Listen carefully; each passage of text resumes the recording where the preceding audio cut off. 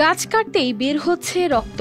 শুধু তাই নয়, রাতের আঁধারে কাটা গাছের গোড়ায় আলো জ্বালিয়ে প্রার্থনা করছেন কেউ কেউ। এমন ঘটনা মহান আল্লাহ তাআলার অপার মহিমা বলেই দাবি কারো কারো। লাল শালু কাপড় দিয়ে ছাউনি দিয়ে রাখা হয়েছে গাছের কাটা অংশের উপর, সেই সাথে জ্বালানো হচ্ছে মোমবাতি। গাছটি এক নজর দেখতে দূর দূরান্ত থেকে ছুটে আসছেন উৎসুক মানুষ। গরু জবাই করলে যেরকম রক্ত, ওইরকম রক্ত বের হচ্ছে গাছ থেকে। হ্যাঁ, ৬০-৭০ বছর হইলো আমি আর তো দেখি নাই যে এরকম গাছে কিনে রক্ত বেরায়, আমি দেখি নাই।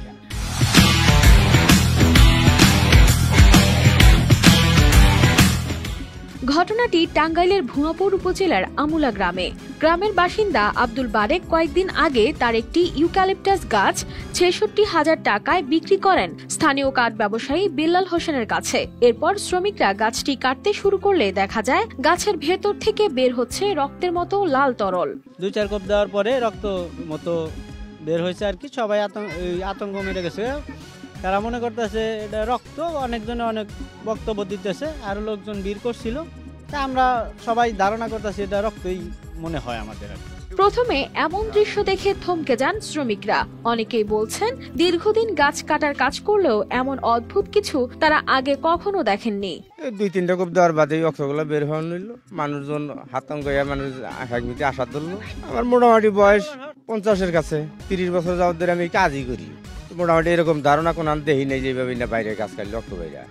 এ খবর দ্রুতই ছড়িয়ে পড়ে আশপাশের এলাকায়। উৎসুক মানুষজন ভিড় জমাতে শুরু করেন আমুলা গ্রামে। যখন গাছ কাটতেছে তখন আমরা শুনলাম যে গাছ থেকে রক্ত বেরোচ্ছে। পরে আমরা অনেক কয়েকজন বন্ধু বান্ধব মিলে দেখতে আসলাম। এখন শুনলাম যে গাছ কাটছে, গাছের রক্ত দেখবার নিয়ে গেছি আমরা, রক্তই দেখলাম। কারো দাবি এটি অলৌকিক ঘটনা, আবার কারো কারো দাবি এটি হয়তো কোনো প্রাকৃতিক বৈশিষ্ট্যের কারণে হচ্ছে। এটি রক্ত নয়, বরং গাছের কষ।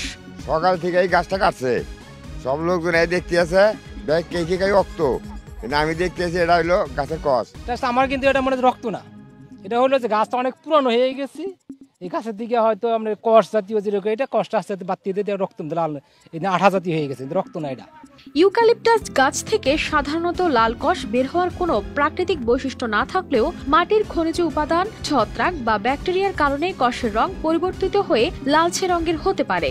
এছাড়া কিছু গাছ যেমন ব্লাডউড ট্রি স্বাভাবিকভাবেই লাল কষ নিঃসরণ করে। তবে এই ঘটনায় নিশ্চিতভাবে জানার জন্য বিজ্ঞানসম্মত তদন্ত প্রয়োজন বলে দাবি স্থানীয়দের। নিউজ